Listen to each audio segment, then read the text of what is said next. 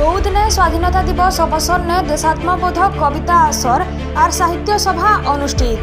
बौद्ध जिला प्रशासन द्वारा आयोजन क्रमे टाउन हॉल थाने 78तम स्वाधीनता दिवस अवसर थी देशात्मबोधक कविता असर और साहित्य सभा अनुष्ठित हो जाइए।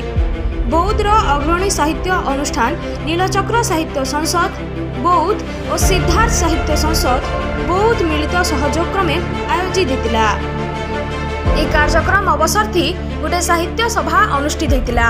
इथिने नीलचक्र साहित्य संसद प्रतिष्ठाता सभापति इंग डॉक्टर संजय कुमार पंडा सभापतित्व करथिला बेलके मुख्य अतिथि भावे जिला संस्कृति अधिकारी बबीता मिश्र, सम्मानित अतिथि भावे जिला सूचना और लोक संपर्क अधिकारी रीतिकांत बलियार सिंह, अलगा सम्मानित अतिथि भावे सिद्धार्थ साहित्य संसद उपदेष्टा दुखीश्याम बेहरा, संयोजक भावे शिक्षक संतोष कुमार कर्ण और संयोजका भावे बिनका अंगरा, साहित्य पत्रिकार संपादिका गीतांजलि मिश्र जोग देथिले।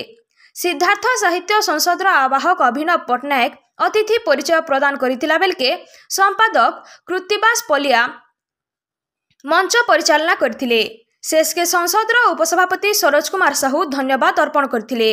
इथिरे जिला और जिला बाहरु 33 जन कवि योगदान करथिबार बेलके सबको प्रशंसा पत्र और उत्तरीय दे करी सम्मानित करा जायथिला। बौद्ध जिला प्रतिनिधि कृपा सिंधु सुनांक रिपोर्ट, धना टीवी।